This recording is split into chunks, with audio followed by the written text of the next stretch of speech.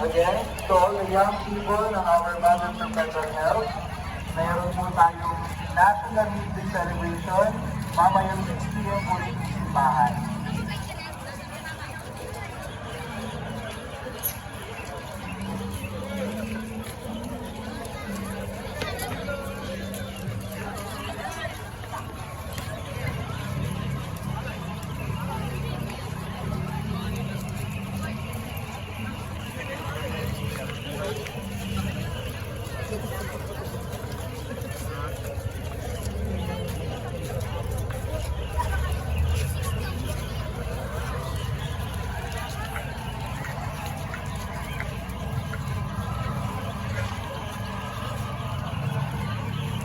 Mr. David po na for our day 4 attendance.